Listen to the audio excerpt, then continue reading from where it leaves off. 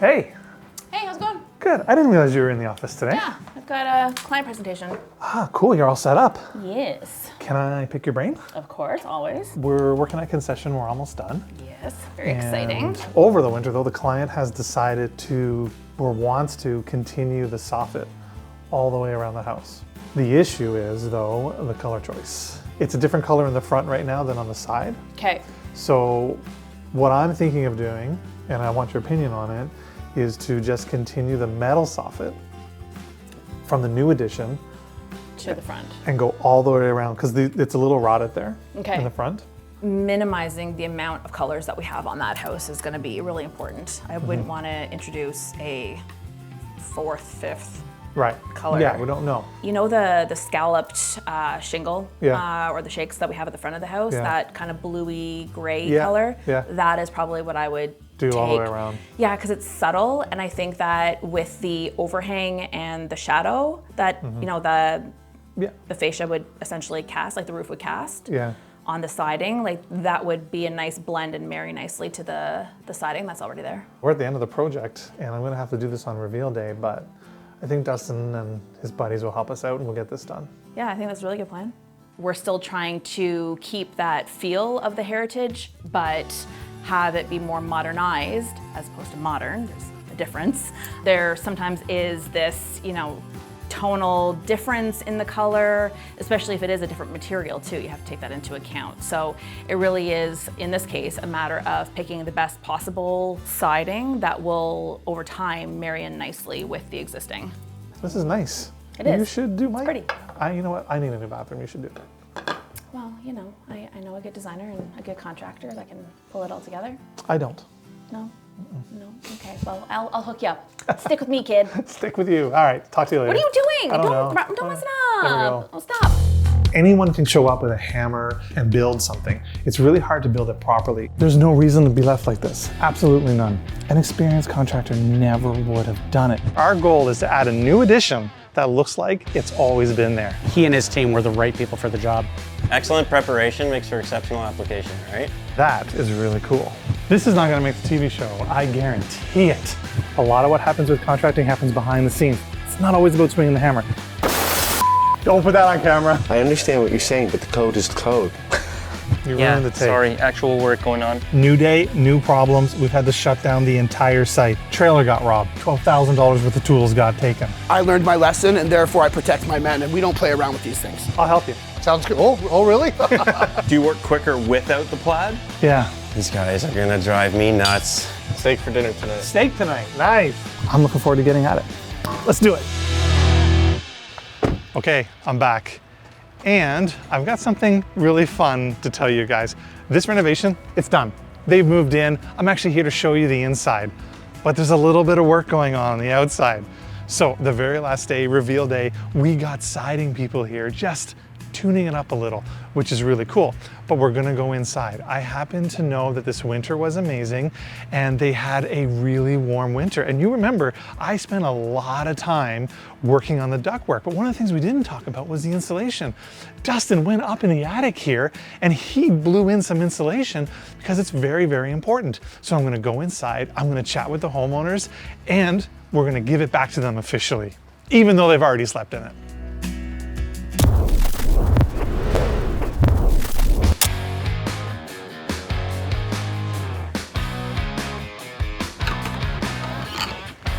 Alright, let's get some lights set up. Very important. Walk on the ceiling joists, not on the strapping. Don't need to damage the drywall. Okay, so biggest thing about blowing in insulation is making sure that you have the right depth. We want to go at least 18 inches deep in this attic space to get our adequate R value of up to 60 in here. And we want to make sure that we don't compress any of the insulation. When we do blown in, it needs to be fluffy. So I have my laser level here.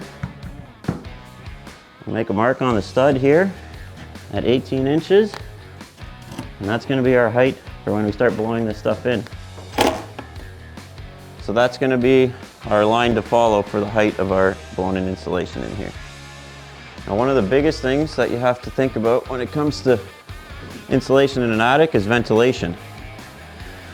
So if you look over here, you'll see that we have some pink pieces of styrofoam. Those are called baffles.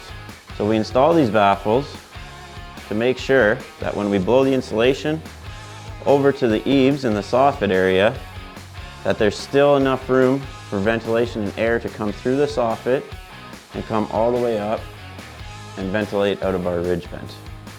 If you have proper air circulation, you won't make moisture and condensation in your attic. And that is a key purpose to make sure that your attic can breathe. How you guys doing? Good, we're all set up. You know what I love about this particular product that's available at Home Depot is it is super do-it-yourself friendly. You can rent the machine right there at Home Depot. You buy this bag and you just literally, it's literally like just spreading it like you'd be watering your garden. But what is this product? Let's talk about it. Why are we using it? Okay, so number one, in the attics, especially in our climate, we need to have a very high R value. R value being the resistance to cold or resistance to heat. We're trying to separate the two thermal breaks, so to speak. The more you put in, the higher the R value. And there's a little chart on the back. So for us here, we need about 18 inches of this insulation.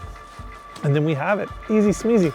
So what is cellulose? Well, it's a plant-based compound that is mixed with actually recycled newspaper here that creates this insulation. But what are the benefits? Well, it's fire resistant. It doesn't like to burn. It actually seals up really well because it's blowing in. You're able to get in all the nooks and crannies, which is awesome. It has tremendous soundproofing capabilities, which is really cool, right? Because we want to keep the street noise and all that stuff from in our home. And finally, mice don't like it or rodents don't like it. So it's going to be a natural deterrent to that. This product, like I say, this one here right now goes for about 20 bucks, this bag. For this edition, which is about 400 or so square feet, we need 40 bags. So really, it is really inexpensive. And we're, like I say, we're doing 40 bags because there's no insulation. It's a brand new addition. But if you're just topping up your house, and I guarantee you, if you're watching this, your house doesn't have enough insulation in your attic. It's always the case. Every time I go into a house, we need to add insulation. We're about half done. We've been here for about an hour and a half. It's gonna be a great day. And as you can see, the weather has turned on us. The snow is here, but there's paint going on the walls. We're doing touch-ups. Of course, you can imagine this is an old house. There are a lot of paint touch-ups. Abdul, he's in there right now painting. Anna was here yesterday. Like I say, this renovation is nearing the end, and I can't wait to show it to you.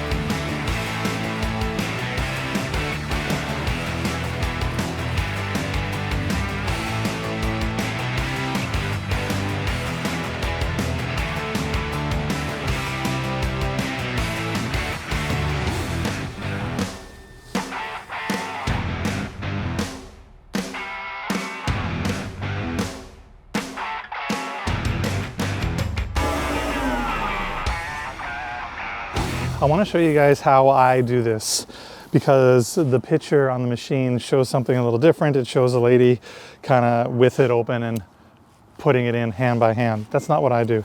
Let me show you what I do. So first thing that I do is I come down here and I cut this in half, just with the plastic. And it's really all about halves. That's how it works. So we cut it in half, then I'm going to break it in half. Now I have two halves. I'm going to bring this just like this over to the machine. I'm gonna put it in the machine. Inside the machine, there's a bar. The bar kind of signifies don't put your hand past the bar. It's exactly what it says. So you put this on the bar, you pull this up,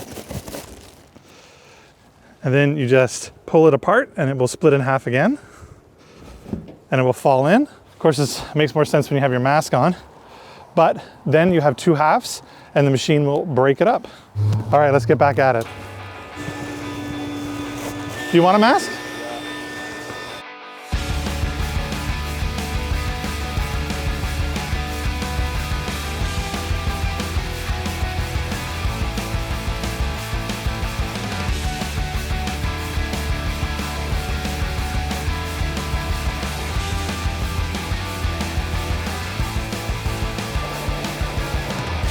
Hey, bud. They're extra slippery now because they got like a coating on them. Anytime now, Abdul. Oh yeah, here we go.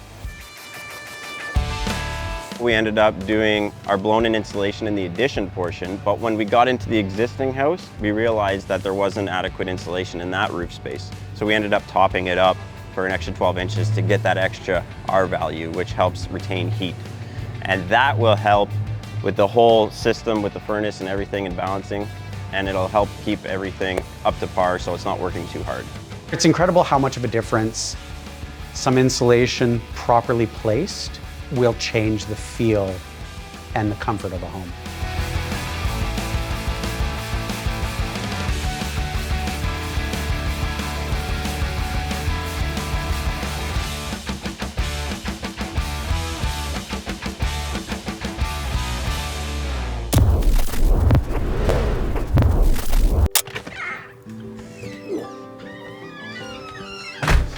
We don't need this anymore.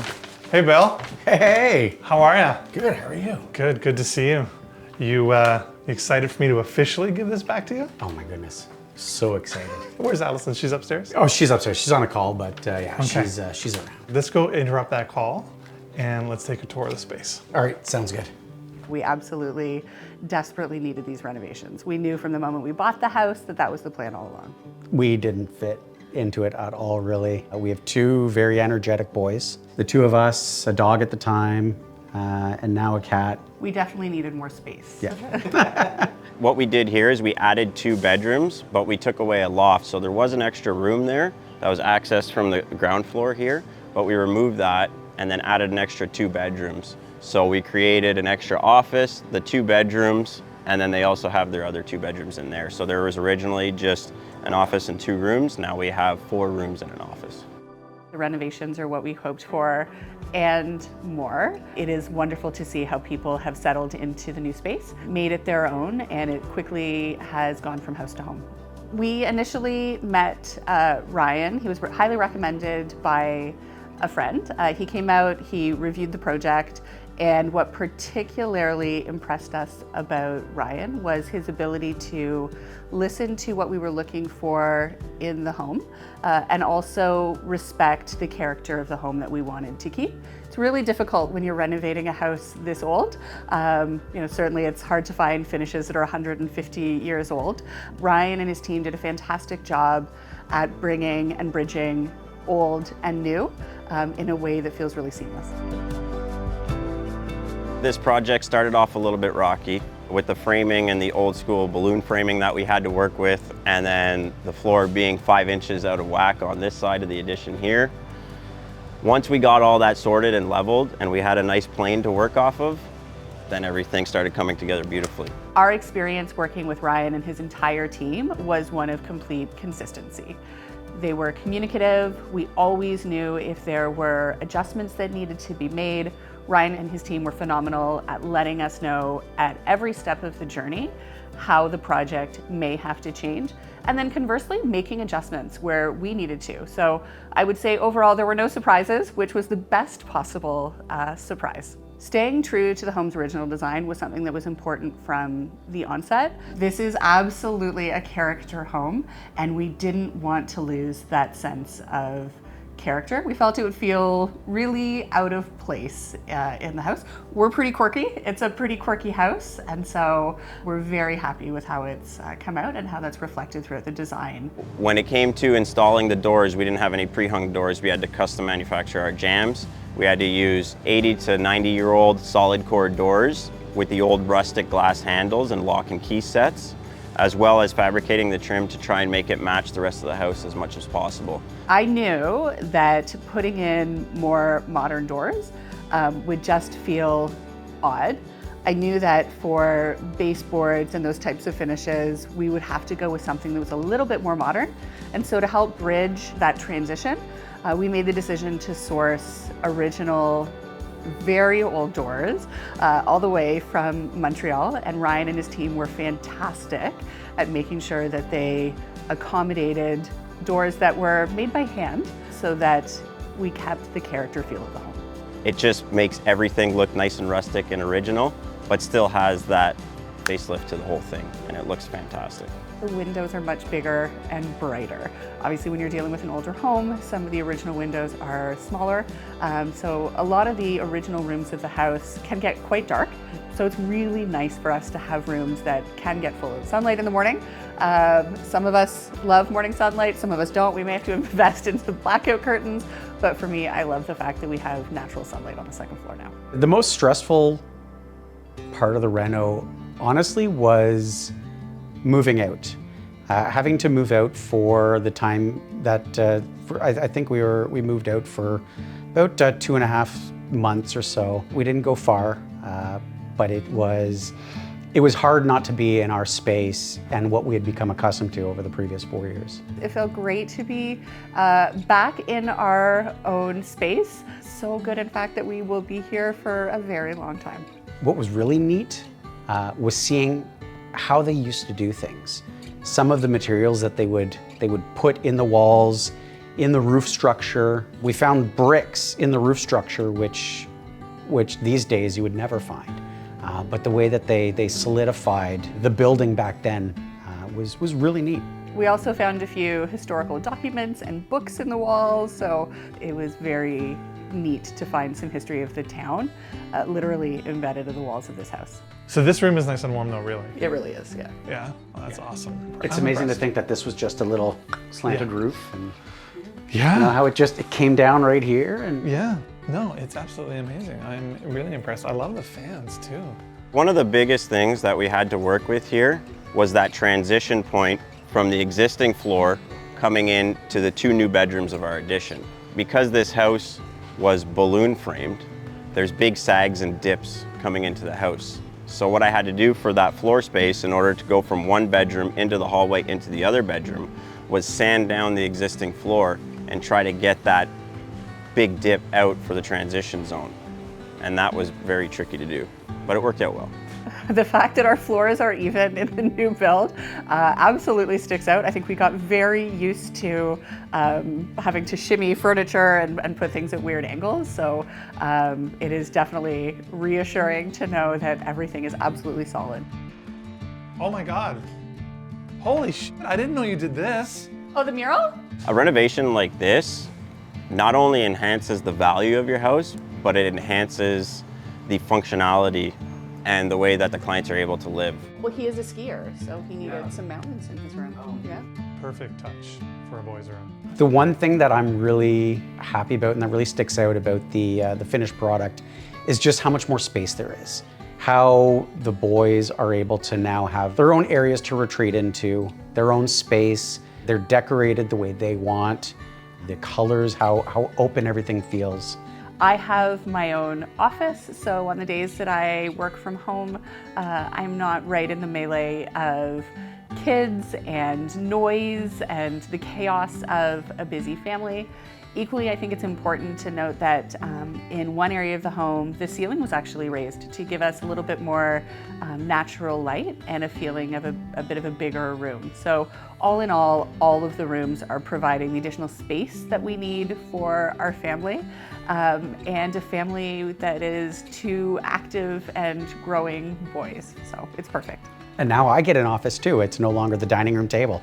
It was a great project through and through.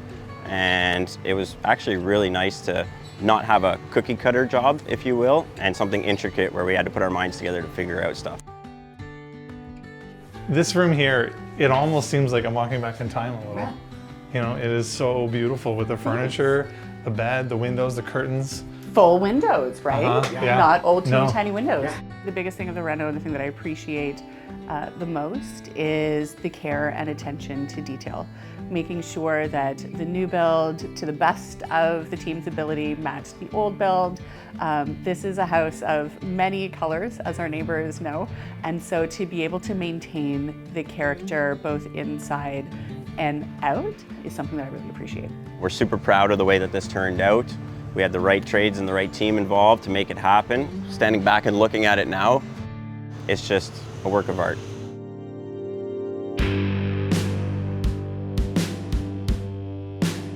So we're all done.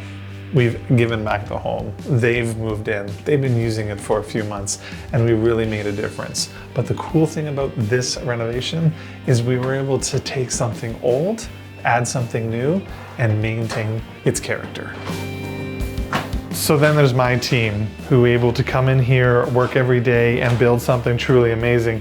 We've got Dustin, Anna, Abdul, Trish, all the people who work behind the scenes to make this a reality. I mean, I know on TV it looks like in a few short episodes we built this whole thing, but in reality, it's actually a couple months. That's a lot of work.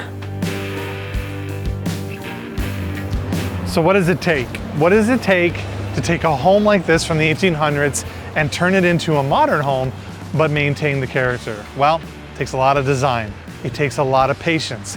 And sometimes it takes a lot of shutting down the site and revisiting things. And what's important about this renovation as compared to all the other renovations that we do is really understanding the client's needs. The client had something very specific in mind. And I'm gonna be honest, I stressed out about it. But it's possible to do if you take your time and you think things through. Thanks for watching.